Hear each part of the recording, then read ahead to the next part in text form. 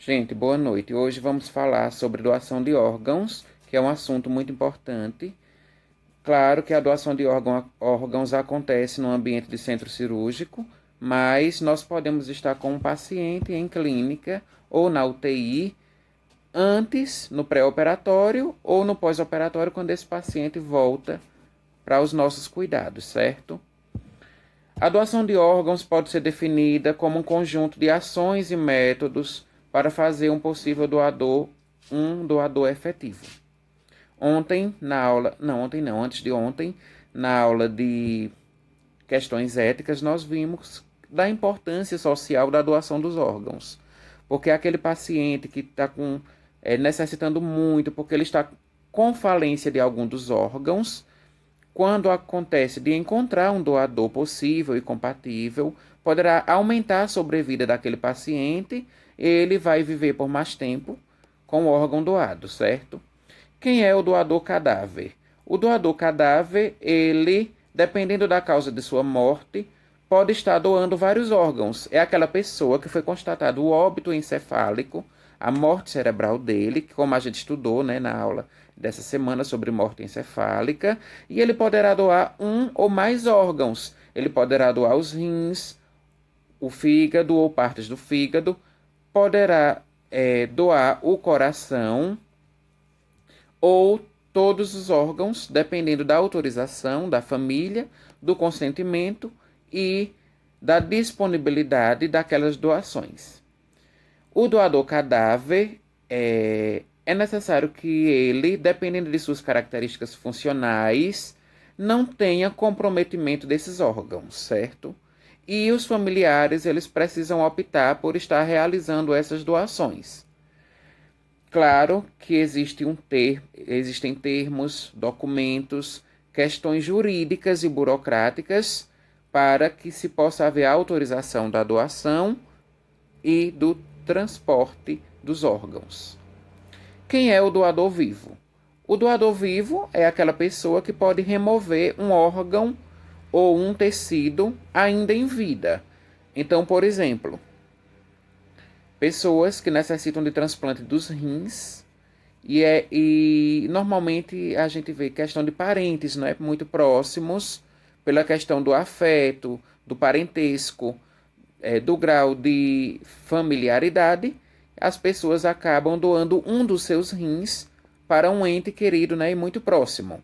Ficam com um rim e doam o outro para poder, digamos assim, salvar a vida daquela pessoa que está com insuficiência renal. E isso é muito bonito da gente ver que é uma questão social, é uma questão de cidadania que vai ajudar na questão da sobrevida daquele paciente.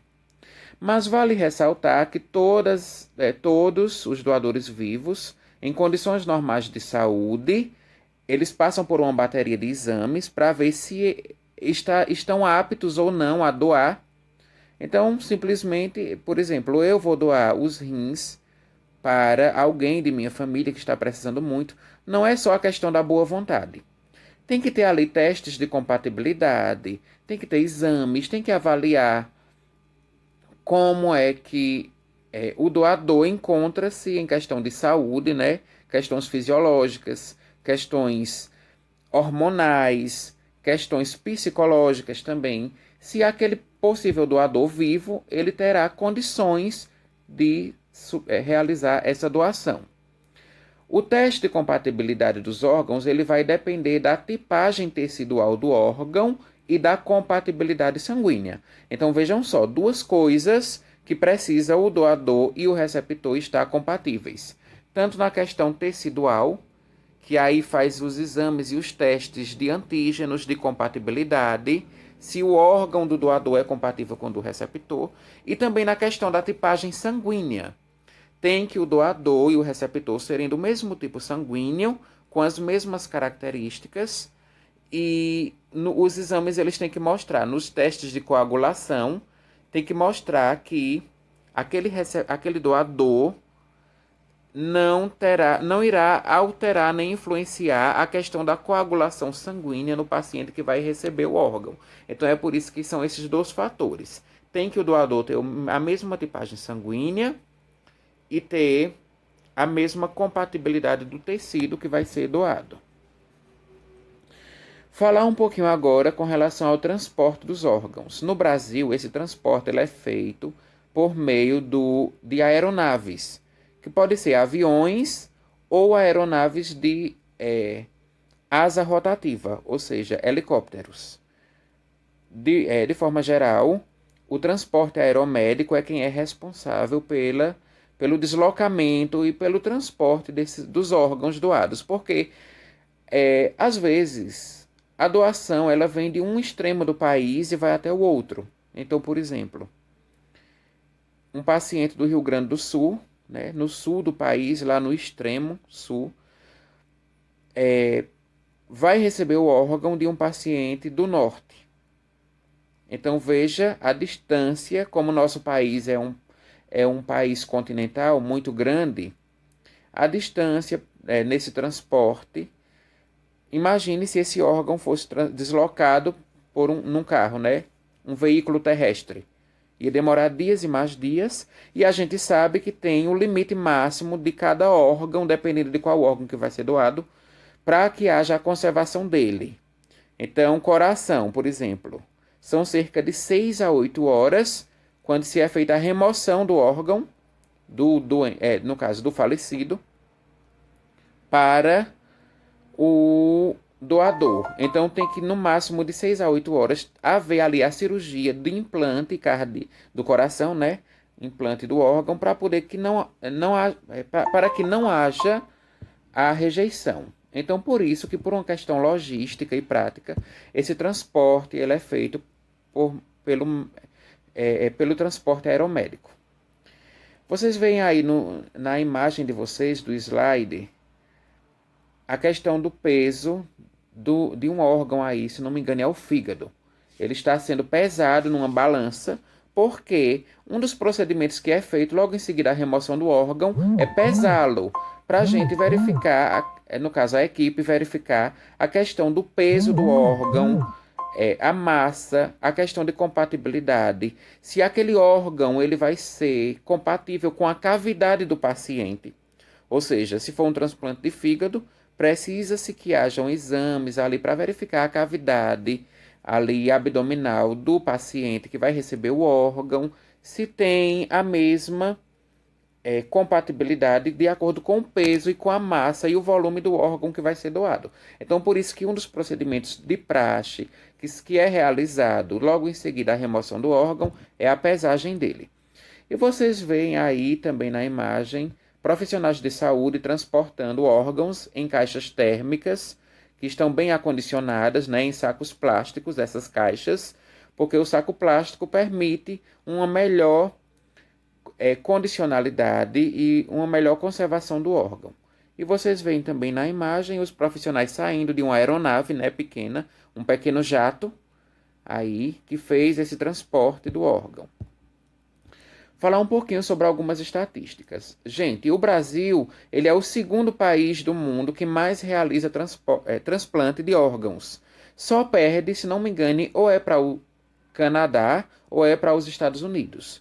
Fica em segundo lugar, mas isso só mostra que a nossa política de transplante de órgãos é uma política efetiva, é uma política que está funcionando, que muitos transplantes de órgãos são realizados por ano e que tem salvado muitas vidas devido à consciência social das pessoas e de autorizar essas doações. É por isso que todas as pessoas em vida que desejam ser doadoras de órgãos devem escrever um documento por escrito declarando que é doador de órgão, porque quando vier a falecer, vai estar autorizado ali que sejam removidos os seus órgãos para doação.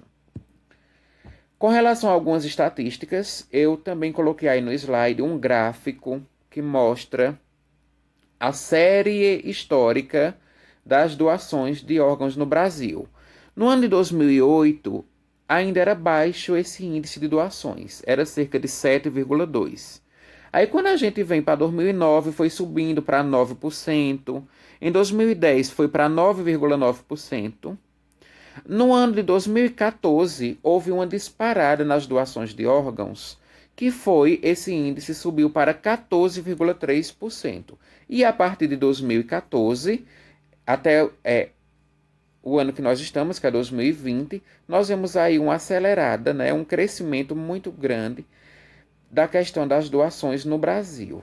E isso é muito bom. A política de transplante de órgãos é uma das melhores do mundo, assim como a política de imunizações, né, do país, que é muito efetiva. As doações de órgãos no Brasil têm se mostrado muito eficientes também, graças ao Ministério da Saúde, ao SUS, que vem investido muito nessa política, e graças também à consciência das pessoas que são doadoras.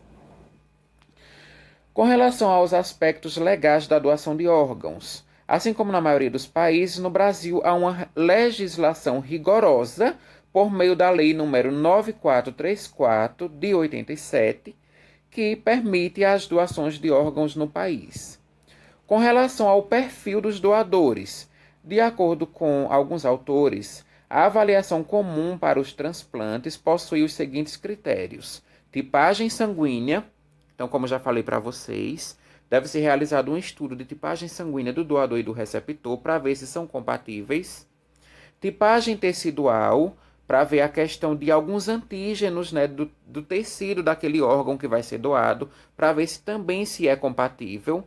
A questão de linfócitos mistos. O que são os linfócitos? A gente aprende nas aulas de biologia celular, né, e molecular, que os linfócitos são células do nosso sangue, glóbulos brancos que são responsáveis pela defesa do corpo. Então é necessário que tanto os linfócitos do doador como os linfócitos do receptor sejam compatíveis, principalmente nas doações de medula óssea. Histórico de transfusões. Então, se aquele doador já vem de um histórico de outras doações, se foi doador em outros transplantes. É necessário avaliar também a questão da função hepática, renal, por isso que se solicitam exames de ureia, creatinina, TGO, TGP, que é para ver como é que está a questão hepática e renal, tanto do paciente que vai doar, como do paciente que vai receber os órgãos. A questão de hemograma, o paciente faz hemograma completo para ver como é que está a questão de anemia, glóbulos brancos, vermelhos, plaquetas. Avaliação gastrointestinal, eletrocardiograma. Então são pacientes que, devido a ser uma cirurgia, porque a doação de órgãos, o transplante, ele é uma cirurgia. Então é necessário que se tenha ali um parecer cardiológico, que o médico solicita, né, que os pacientes realizem antes de realizar o procedimento cirúrgico para doação do órgão. Rastreamento de algumas doenças infecciosas, como por exemplo, HIV, hepatite B, hepatite C, toxoplasmose, herpes, que são alguns exemplos de doenças infecciosas que são transmitidas pela doação de órgãos. Então, por exemplo, um paciente soropositivo para o HIV, ele não poderá jamais ser um doador de órgãos, porque ele poderá contaminar aquele paciente que vai receber o órgão com o vírus da imunodeficiência. Então, é por isso que é feito esse rastreamento rigoroso dessas doenças infecciosas. Eu mostrei para vocês também aí no slide, com relação ao perfil dos doadores, algumas principais indicações para transplantes de órgãos. Por exemplo, transplantes de coração. Normalmente, os pacientes que precisam de um transplante de coração são pacientes com portadores de cardiopatias graves, doenças de Chagas, isquemia, idiopatia, insuficiência cardíaca. São as principais doenças em que o tratamento definitivo seria, quando as medicações não controlam a doença, seria o transplante de órgãos. Na questão do transplante de pulmão, pacientes portadores de doenças pulmonares crônicas, como fibrose pulmonar e enfisema. Também alguns pacientes portadores de DPOC grave ou de cânceres e de nódulos no pulmão malignos também necessitam de transplantes de pulmão. Na questão dos rins, são pacientes portadores de insuficiência renal crônica, Problemas de nefropatia, que são algumas complicações de pacientes devido ao diabetes, eles acabam desenvolvendo insuficiência renal, e o tratamento definitivo seria o transplante de rins. E aí, gente, tem essa tabelinha que vocês podem acompanhar as outras indicações de órgãos, certo? De transplante. Dificuldades encontradas na doação. Problemas de natureza clínico-biológica. Então, a questão da escolha do doador para o receptor, que não é uma escolha fácil. É muito difícil encontrar um doador compatível com o receptor, e aí gera uma angústia muito grande. E em virtude disso, gera uma barreira, né, geográfica, digamos assim, e também uma barreira nas filas de transplante, que dependendo do órgão, por exemplo, a fila de transplante de coração é uma fila muito extensa, então os pacientes é uma angústia muito grande, porque além da questão da compatibilidade, de encontrar um doador compatível, vem a questão da fila.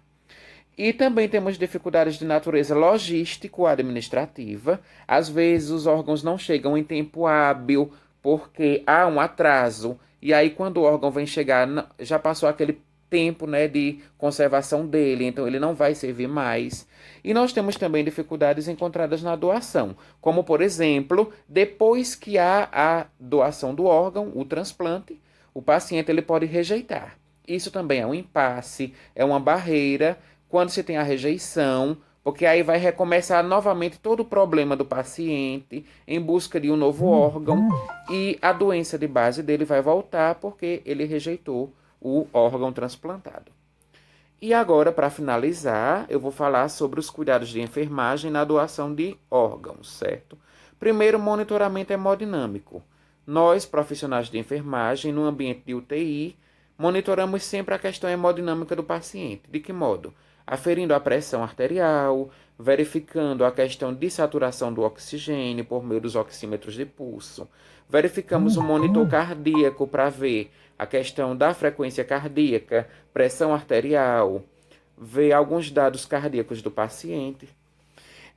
A infusão venosa é outro cuidado de enfermagem, principalmente pacientes que vão ser submetidos a transplante de medula óssea, que eles precisam estar muito bem hidratados, e por isso a gente tem que sempre manter o acesso venoso ali, periférico, para o paciente receber soro.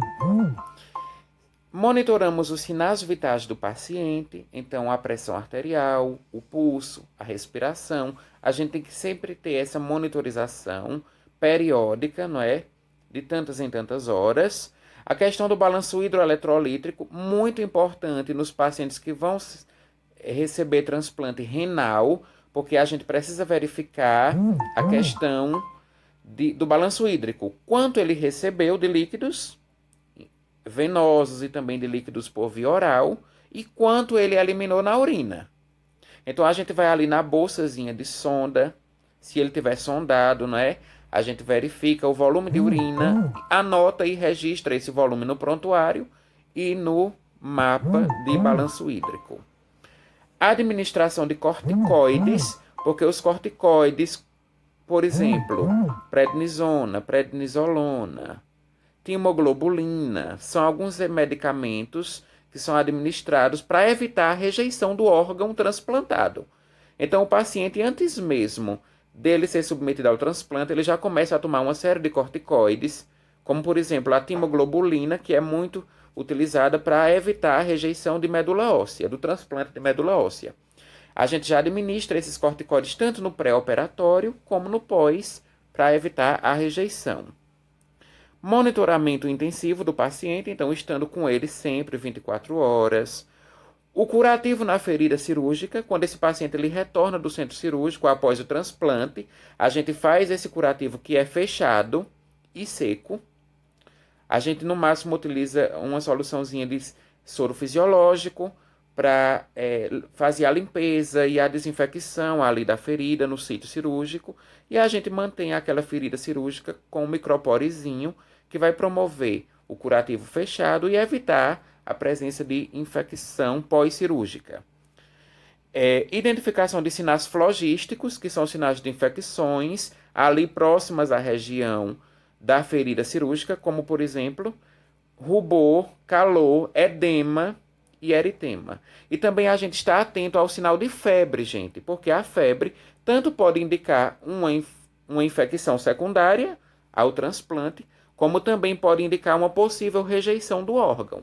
Então, uma das coisas que a gente está sempre monitorando é a temperatura do paciente, registrando no mapa de temperatura e no prontuário e comunicando ao médico qualquer alteração de temperatura que houver, porque isso pode indicar um sinal de gravidade após o transplante, certo? Bom, o que eu tinha para falar para vocês hoje era isso. Vai ter o trabalho que eu vou explicar no grupo como será feito esse trabalho. Fiquem todos com Deus e até a próxima aula.